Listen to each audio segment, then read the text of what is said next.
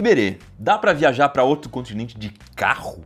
Existe uma ponte que liga cada continente ou existe um caminho mais longo? Beijos da Yasmin. Yasmin, a resposta dessa pergunta é muito mais legal do que você imagina. Fica até o fim. Iberê, por que aqui no Brasil e em outros locais os rios costumam ser marrons ou em tons parecidos, mas em lugares como a Suíça são perfeitamente azuis? Antes de tudo, vamos dar uma olhada num lago suíço para ver o que você está falando. É isso aqui, é uma água que parece que foi tingida. E é mais ou menos isso que acontece na prática. A Suíça fica nos Alpes, que é um conjunto de montanhas ali, fica na Europa. São montanhas muito altas e cobertas de neve. Tem vários glaciares ali. Glaciar é um gelo gigantesco que ele vai derretendo ao longo de milhões de anos, vai descendo a montanha e conforme isso vai acontecendo, as rochas embaixo elas vão moendo. Esse glaciar vai estraçalhando as rochas conforme desce a montanha. Isso acaba gerando um pozinho, uma poeirinha que chamam por aí de farinha de rocha. E como você deve ter imaginado, uma hora esse glaciar ele vai dar num lago, o gelo vai derreter e a farinha de rocha vai junto. Como é um pozinho muito fino, muito leve, ele acaba ficando ali suspenso na água, né? Então aquela água que você vê na Suíça, ela não é completamente transparente, é uma água meio opaca. Repara bem nas fotos pra você ver. E o que é mais interessante, essa farinha de rocha, ela absorve as cores que estão mais próximas do violeta no arco-íris. Só que a água, ao mesmo tempo, ela absorve as cores que estão mais próximas do vermelho. Então, pensando no arco-íris, é como se você cancelasse as cores que estão muito próximas do violeta e cancelasse as cores que estão muito próximas do vermelho. Então, no fim das contas, quando a luz entra na água, ela reflete lá nessas partículas, nas coisas que estão no fundo, etc. E a única coisa que consegue sair é a luz azul e um pouco de luz verde. E você sabe que quando a gente bota verde no azul, a gente acaba gerando um tom turquesa, que é meio parecido inclusive com esse do livro de biologia do Manual do Mundo, né? É um azul esverdeado que é lindo demais. Mas eu senti na sua pergunta um tom meio triste, né? Pô, no Brasil a gente não tem rios tão bonitos quanto os da Suíça. Aquele azul da Suíça acho que a gente não tem, mas pô, no Brasil tem rio bonito que não acaba mais. Pra começar, esse próprio nome Bonito, tem uma cidade no Mato Grosso do Sul que se chama Bonito, porque é muito bonito, os rios ali são bonitos demais, a água é extremamente transparente.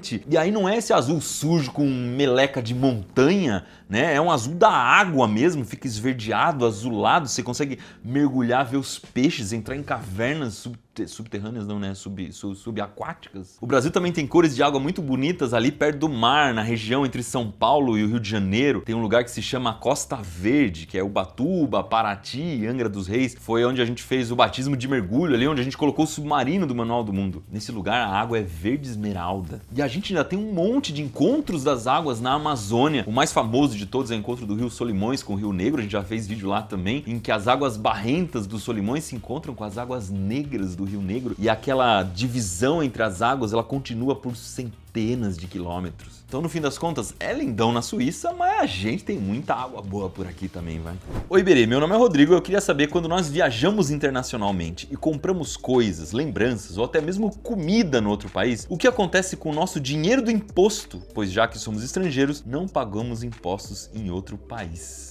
É, Rodrigo, mais ou menos, não é por aí não, viu? Imposto não é uma coisa simples, que você paga um imposto e só existe aquele imposto. No Brasil, por exemplo, a gente tem imposto de renda, que é um imposto que é sobre o salário, é quanto você ganha. Quanto mais você ganha, mais imposto de renda você paga. Mas você tem, sei lá, também o IPVA, que é imposto sobre veículos automotores. É quando você tem um carro, você paga o imposto porque você tem o carro. E aí também tem o IPI, o ICMS, o ISS, vários impostos diferentes que são aplicados de jeitos diferentes dependendo do que você compra, do serviço que você compra, do quanto você ganha, etc. Quando você viaja para outro país e compra alguma coisa, tem imposto sim, você paga aquele imposto como qualquer outra pessoa. Mas aí não seria uma coisa injusta? Você viaja para Itália, você não é um cidadão italiano e ficar pagando imposto na Itália? Mais ou menos de novo, porque uma vez que você pisa na Itália, a polícia da Itália paga por quem? Pelos impostos. E é ela que tá te protegendo ali. Quando você anda numa rua na Itália, aquela rua é reformada com dinheiro de quem? Dos impostos. Então, no fim, um estrangeiro pagar imposto não tá exatamente errado, porque ele está usando uma série de serviços que são pagos pelos impostos.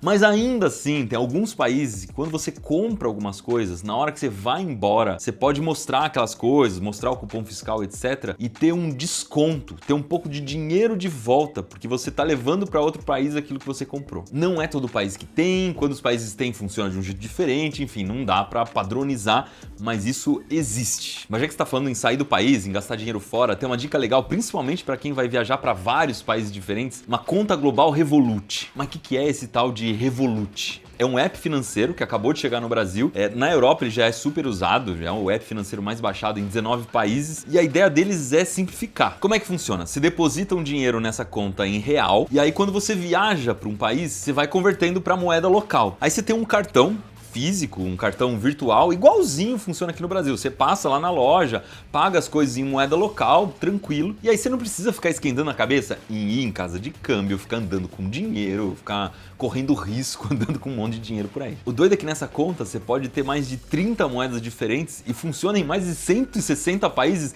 inclusive no Brasil, faz até Pix. Então você pode usar mesmo se você não for sair do Brasil. Outra coisa legal é que você deposita em real e você vai convertendo aos poucos, e eles têm uma das taxas de câmbios mais competitivas do Brasil, ou seja, o dólar ou o euro é barato no aplicativo. Então vamos lá, abrir a conta é grátis, tem vários benefícios que eu não falei, tá lá no site deles, mas tem uma coisa que não tá no site, que é quem abrir a conta pelo link que tá aqui embaixo na descrição, ganha R$100 de cashback. Depois que você abrir a conta e fizer uma compra de R$100, a Revolut te dá R$100 de cashback. Mas só no link que tá na descrição, fechou?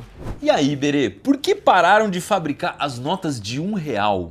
Abraço. Pra você que nunca viu, essa aqui é a nota de R$1. Ela foi usada de 1994 até 2005, quando o Banco Central resolveu parar de fabricar e substituir pela moeda. Tinha dois problemas. O primeiro que era uma nota de um valor muito baixo, então ela era usada demais. As pessoas tinham bolos de notas de R$1 e tal. Isso faz com que desgaste muito a nota. Uma média aí de 13 meses de vida tinha uma nota. Você pode, se é da época, você vai lembrar que tinha uns durex, às vezes colado, a nota ficava toda esgarçada. E aí o Banco Central tem que recolher para destruir e imprimir novas notas no lugar, porque não pode ter dinheiro todo esgarçado circulando por aí. O segundo motivo é que essas notas elas eram muito falsificadas. Você pode falar, pô, mas será que a moeda é mais segura do que a nota? Eu não sei. O que eu sei é que nota de R$1, ninguém ficava olhando contra a luz para ver se era verdadeira, se era falsa. Você pegava um bolão lá de 10 notas de baixo valor, você não fica conferindo. Então, no fim das contas, é muito mais prático, muito mais seguro ter uma moeda que vai durar 20, 30 anos e não precisa ficar substituindo, é mais fácil levar no bolso e tudo mais. Mas aí tem uma coisa muito interessante e eu vou contar uma história pra vocês. Eu tenho um amigo polonês que morou comigo no mesmo apartamento quando a gente tava fazendo faculdade e tal. Ele voltou pra Polônia e uma vez ele veio visitar o Brasil no Rio de Janeiro, numa delegação oficial da Polônia e tudo mais. E eu dei uma passada no Rio de Janeiro só pra ter uma conversa com ele. Ele ia ficar poucos dias no Brasil e a gente foi ali tomar uma cerveja na beira do mar em Ipanema, no Rio de Janeiro. Chegou um pessoal tocando música e geralmente eles tocam e depois, quando eles terminam de tocar, o pessoal dá alguma gorjeta e tal. E ele tirou 5 notas de R$1 do bolso. E na hora que ele deu pros caras, eles não aceitaram. Eles falaram, não, essa nota aí não vale mais, não quero, não sei o quê. Quando ele morava no Brasil, essas notas circulavam. Ele guardou essas notas e chegou aqui e foi gastar como se tivesse tudo bem. E na real, tava tudo bem. Os caras da banda é que não entenderam. Quando a nota para de ser produzida, não quer dizer que ela não vale mais. Ela continua valendo. E você pode comprar as coisas com essa nota de R$1 hoje. O lojista, o banco tem que aceitar. É uma nota que ainda vale. Ela só não é mais fabricada, mas ela ainda tem valor, normal. Várias notas de R$1 mudaram o jeito, mudaram o desenho e tudo mais, mas elas continuam valendo, tá tudo bem. Só que tem uma burrice muito maior do que isso que esses caras da banda fizeram. Uma nota de R$1, se ela estiver bem conservada, ela pode valer aí no Mercado Livre, na internet, até uns R$40 pro colecionador. Então, quando esse amigo meu polonês deu 5 notas de R$1 para esses caras, ele tava dando uma gorjeta, sei lá, de uns 100, R$150. E eles recusaram, porque não assistem Manual do Mundo. Se a máquina do tempo foi inventada no futuro, por que ninguém voltou para contar? Se a máquina do tempo foi inventada no futuro e ninguém voltou para contar, provavelmente ela não foi inventada. Como que a abelha produz o mel? Eu me refiro à etapa final, pois meu filho perguntou se era cocô de abelha. Cocô de abelha não é, mas talvez seja pior do que isso. Deixa eu te contar. As abelhas saem por aí pousando de flor em flor para pegar uma coisa que se chama néctar, que na prática nada mais é do que uma aguinha açucarada, água com açúcar mesmo, que tem nas flores. Elas têm isso justamente para chamar as abelhas, porque quando a abelha chega, ela acaba polinizando a flor. Ela junta a parte masculina com a parte feminina da flor e a flor fica fecundada, ela vai se transformar num fruto. Quando a abelha chega ali na flor e pega o néctar, ela bebe esse néctar e o néctar fica armazenado dentro de uma região especial ali da abelha que se chama vesícula melífera, tipo de um estômago temporário da abelha. Ali a abelha já começa a soltar algumas enzimas, ela já começa a transformar a água com açúcar em mel. Mas aí ela voa até a casa dela, até a colônia, onde ela encontra com várias outras abelhas e sabe o que ela faz? Ela regurgita o mel na boca de outras abelhas. É tipo um beijo na boca que passa o vômito de uma abelha para outra, só que não é vômito, é néctar que está se transformando em mel. Esse processo pode acontecer algumas vezes e as abelhas também regurgitam e bebem de novo aquele néctar e isso vai secando o mel. O néctar vai se transformando em mel e vai perdendo a água, vai ficando cada vez mais grosso, até que chega uma hora em que vira mel de fato. E é aí que a abelha guarda. Dependendo da espécie de abelha, o potinho é diferente. Então a Mari criava algumas abelhas brasileiras que guardavam em potinhos mesmo dentro do ninho, e eram bem poucos potinhos, às vezes uns 3 ou 4 só. Na abelha africanizada, que é aquela que pica a gente, que tem a bunda listrada ali, elas guardam em potinhos hexagonais, e a gente tem aquele padrão, né, de favo de mel, que é super bonito, que são potinhos fechados. Quando você corta, você passa uma faca por cima, o mel escorre lindamente. Mas por que o mel existe, afinal de contas, né? Não era só a abelha ter bebido o néctar da planta e pronto, ela estava alimentada? Pode até ser, mas o mel é uma reserva de comida. Então as abelhas vão coletando o néctar na época em que existem muitas flores, porque depois chega o frio, chega uma época que não tem flor, ela não vai ter o que comer. E outra vantagem é que o mel não estraga. Se ela guardasse só o néctar, provavelmente ia dar algum fungo ali, ia dar algum problema. Mel você não guarda na geladeira, você pode deixar ele lá num pote durante muito tempo que ele não vai estragar. E é isso que acontece lá dentro do ninho da abelha. Por que o pinguim é uma ave, mas não voa? Aí você tá criando uma obrigação para as aves que não é exatamente a praia delas. Tem bastante ave que não voa. A maior ave de todas, que é o avestruz, vive lá na África. Ele não voa. No Brasil a gente tem uma espécie de mini avestruz, que é a ema, que também não voa. A versão australiana dela, que é o casuar, também não voa. E na Nova Zelândia a gente tem aquele passarinho gracioso, que é o kiwi, que também não voa. Resumindo, não é porque é ave que tem que voar. Pode até ter asa e tudo mais, mas tem várias aves que não voam. Esses aqui são só alguns exemplos. Mas falando naquele bichinho lá, olha que legal, pergunta boba. Falou que é pergunta boba é porque a pergunta é boa, né? É só tirar o B dali, a pergunta boba vira boa, porque eu adoro esse tipo de pergunta. A palavra kiwi surgiu por conta da fruta ou por conta do pássaro? Kiwi é uma fruta chinesa, mas o nome foi dado na Nova Zelândia e lá eles chamam de kiwi fruit. E por aí você já tem uma pista, né? Se é kiwi fruit, é porque precisa dizer que é fruta. No começo, quando eles começaram a cultivar o kiwi lá, não tinha esse nome. Eles chamavam de Chinese gooseberry, que quer dizer alguma coisa tipo groselha chinesa, porque de alguma forma lembrava a fruta da groselha. Aí na década de 50, uma empresa que produzia kiwi, devia ter algum cara do marketing muito esperto lá falando: meu, essa fruta parece o passarinho, vamos começar a chamar a fruta com o nome do passarinho. Porque o kiwi já era chamado de kiwi, né? O passarinho. Aí eles começaram a chamar a fruta de kiwi e fez muito sucesso. A fruta acabou conhecida no mundo inteiro como kiwi, que é o nome do passarinho. Então a fruta chama kiwi por causa do passarinho kiwi. Qual o livro da coleção do Manual do Mundo é o mais vendido? Ao longo da história do Manual do Mundo, o livro mais vendido é o Grande Livro de Ciências, é o primeiro grande livro que a gente lançou, e ele é muito legal porque ele tem a base, é aquela parte de ciências do final do Fundamental 1 e do Fundamental 2. Então se você quer começar a aprender física, começar a aprender química, começar a aprender biologia, ele é um livro muito legal que eu recomendo bastante, e os outros grandes livros são uma continuação desse aqui. É o conteúdo desse que vai se aprofundando, que vai invadindo o ensino médio ali, vai já preparando para o vestibular. Mas hoje, o livro que vende mais, eu vou derrubar aqui os meus...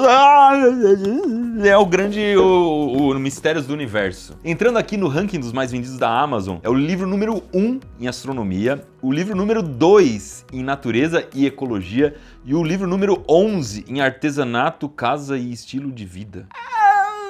espero que as pessoas não estejam comprando para fazer algum artesanato com o livro, né? Porque ele é bom mesmo que é para aprender astronomia. E Berê, por que falam Mayday no avião? Mayday é um termo usado no rádio, tanto no avião quanto na marinha, quando acontece uma emergência. É um pedido de socorro. Se fosse em português, seria alguma coisa tipo socorro, socorro, socorro. Só que Mayday é um código internacional. Você fala Mayday, Mayday, Mayday. Pessoas que falam outras línguas vão entender que você tá em perigo, que você precisa de ajuda e vão parar tudo para te socorrer. E o jeito que escreve mesmo é Mayday, tudo junto como se fosse dia de maio. Aconteceu algum problema em maio? Em maio acontecem mais acidentes de avião e de navio? Não tem nada a ver com maio. É uma expressão que vem do francês, foi criada em 1920. Em francês, um dos jeitos de você falar me ajude é me dê. Deixa eu até colocar aqui a expressão.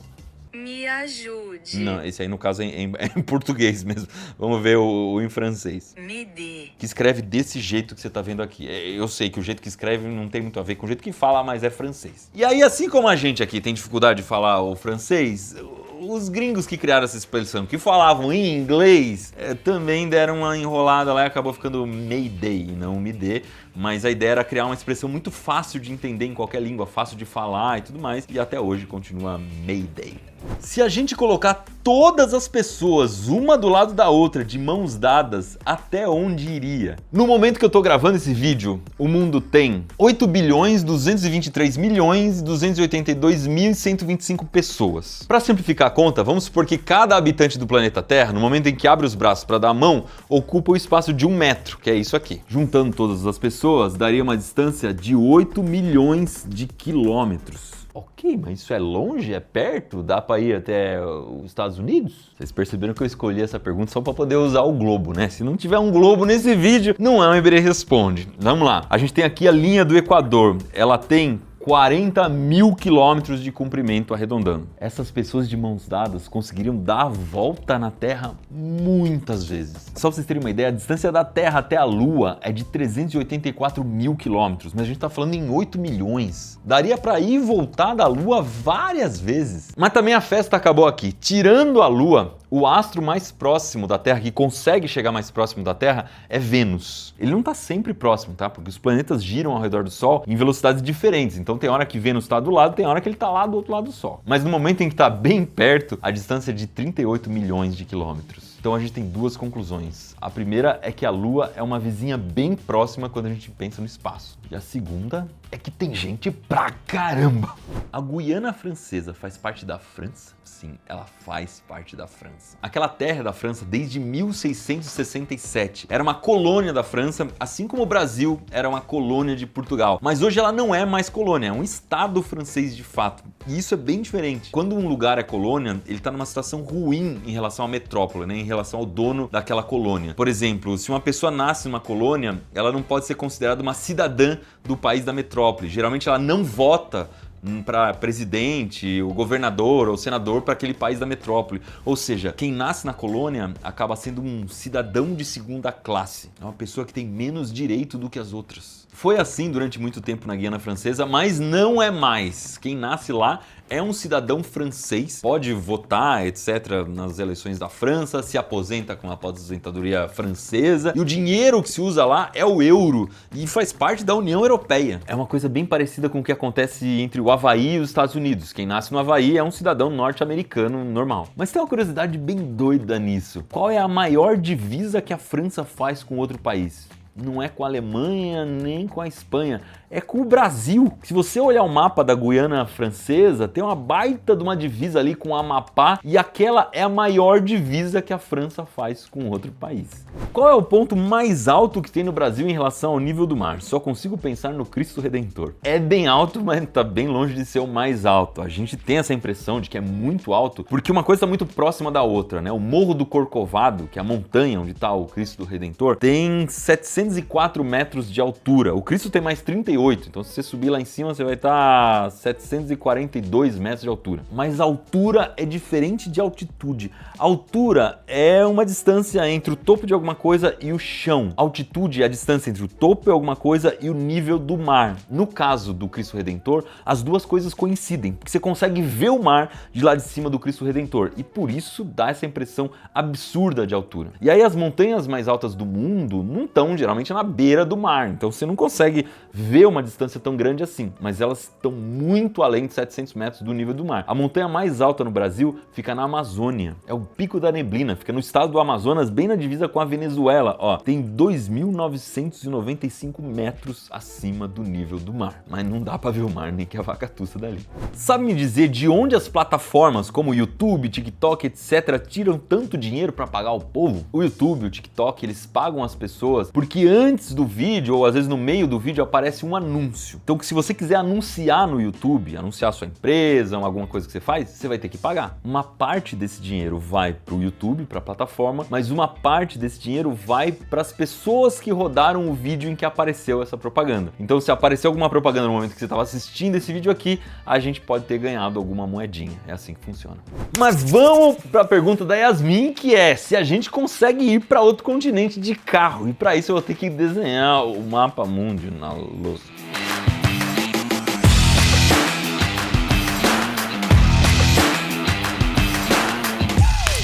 Vamos começar a polêmica aqui. Continentes são uma invenção da gente. Se você procurar aí o que é um continente, você vai achar alguma coisa tipo, é uma grande porção de terra que é tratada como uma coisa única, que tem características parecidas ou qualquer coisa assim, o que não ajuda muito a gente. Aqui no Brasil, a gente costuma dividir em 6 partes: América, África, Europa, Ásia, Oceania e Antártida. Mas logo de cara você já percebe uma coisa estranha. Como assim Europa e Ásia? Não é um pedação de terra único? Sim, é um pedaço de terra único. Tem uma divisão aqui que são os montes Urais, depois o rio Ural, alguns mares internos e aí dividem um pedaço por questões culturais. Mas Europa e Ásia é uma ilha só que tem o nome inclusive de Eurásia, que é a junção das duas coisas. Aqui também rola uma polêmica que é, a gente chama isso de Oceania, mas outros lugares chamam de continente Austrália, porque as outras ilhas ali, Nova Zelândia, Indonésia e tudo mais, fazem parte do continente, se são ilhas que estão por fora, mas ao mesmo tempo se a gente desconsiderar essas ilhas como parte do continente, o Japão também não faria parte da Ásia, ou Cuba aqui não faria parte da América. Falando em América, lá nos Estados Unidos, eles fazem uma subdivisão que é América do Sul e América do Norte, não tem América Central. Para eles, a América Central faz parte da América do Norte. E mais, a gente cortou aqui a América com o Canal do Panamá. Viraram 2 continentes diferentes. Mas tem uma coisa muito pior do que isso, que se fala pouco, é que a África e a Eurásia, elas estão juntas, elas são ligadas por terra. Tem um cordãozinho umbilical aqui no Egito de mais ou menos 200 quilômetros de largura que junta esses 2 pedaços de terra e que a gente também cortou para passar navio, é o Canal de Suez. Mas aí tem outra coisa interessante, o corte que foi feito aqui e o corte que foi feito aqui são completamente diferentes. No Canal de Suez é um rasgo mesmo, um buraco no chão que simplesmente liga os 2 oceanos. Pensando no mundo inteiro, é uma ligação do Oceano Índico com o Oceano Atlântico passando aqui pelo Mediterrâneo. O Canal do Panamá é bem diferente, é uma região muito montanhosa em que não dava para você fazer um rasgo e juntar um oceano com o outro. Aqui tem um lago em cima da montanha e para o navio passar de um lado para o outro, ele vai subindo uma espécie de rio com eclusas, atravessa o lago e desce do outro lado com eclusas de novo. Um oceano não tá ligado no outro. Tudo isso para dizer, Yasmin, que essa coisa de continente é meio complicada, mas vamos responder sua pergunta. Imagino que você esteja no Brasil. Então tem uma rodovia que sai aqui do Ushuaia, que é o extremo sul da América do Sul, e ela vai subindo até o Alasca. Mas é só uma rodovia imaginária. Na real é a junção de várias rodovias que a gente acaba chamando de rodovia pan-americana ou rota pan-americana. Ela passa o Canal do Panamá numa boa, porque tem ponte aqui no Canal do Panamá. Mas ao sul, na divisa do Panamá, Panamá com a Colômbia tem um problema sério. Existe uma região ali que chama Estreito de Darién que não tem rodovia, é floresta fechada. E ali a gente tem nações indígenas, a gente tem tráfico de drogas pesado e centenas de milhões de pessoas querendo atravessar para poder cruzar a América Central e chegar até os Estados Unidos. Então, se você sair de carro do Brasil para ir até o Alasca, no momento de passar por aqui, você não vai conseguir passar porque não tem estrada simplesmente. O que as pessoas fazem é pegar algum tipo de barco, de balsa, colocar o carro num container e tal, mas são operações complicadíssimas. Pode ficar muito caro ou, se for um pouco mais barato, é muito perigoso. Tem que dar uma roubadinha para passar da América do Sul para a América Central ou para a América do Norte, dependendo do ponto de vista. Quando você chegar aqui no Alasca, também não tem uma passagem por terra da América para essa ponta aqui da Ásia. Afinal de contas, a gente está falando do mundo redondo, né? Essa parte se liga com essa pelo Estreito de Bering. Tá aqui, ó, um pedaço de terra tá bem pertinho do outro, perto do Polo Norte, mas não é tão perto assim, mais ou menos uns 80 quilômetros na região mais próxima. Só que não tem ponte e não congela completamente a ponto de poder passar de carro. A gente sabe que seres humanos passaram aqui antigamente, mas era numa época em que o nível do mar estava mais baixo e dava para passar por terra. Então, Yasmin, por causa do Estreito de Darién e por causa do Estreito de Bering, a gente não consegue sair da América de carro e praticamente não dá para viajar entre continentes de carro, com uma exceção. Não vou contar entre Europa e Ásia, porque é café com leite, tá? Tá cheio de estrada aqui e eu considero um continente só. Mas se você estiver na Europa e quiser ir para a África, você consegue por terra sim. O canal de Suez, ele é estreito. Ele é feito para passar navio. O navio não é tão gigante assim. Então ele tem mais ou menos uns 200 metros de largura. É o equivalente a um rio grande, mas não um rio brasileiro. Um rio grande lá na Europa, porque os rios aqui no Brasil, na Amazônia, são muito maiores do que 200 metros de largura. Então aqui não só existem pontes que passam em cima do canal de Suez, como tem até túneis que passam embaixo do canal de Suez. Isso quer dizer então que quando a gente resolver o problema no Estreito de Darién e no Estreito de Bering, você vai poder sair daqui do Brasil, pegar a rota pan-americana, subir toda a América, passar lá por cima, cruzar a Ásia, dar um passeio na Europa e ir até a África do Sul. Tudo de carro. E quando você fizer isso, não esquece de abrir a conta Revolut para você poder passar por todos esses países aí sem ter que ficar trocando dinheiro em todas as fronteiras, fechou? O link tá aqui embaixo.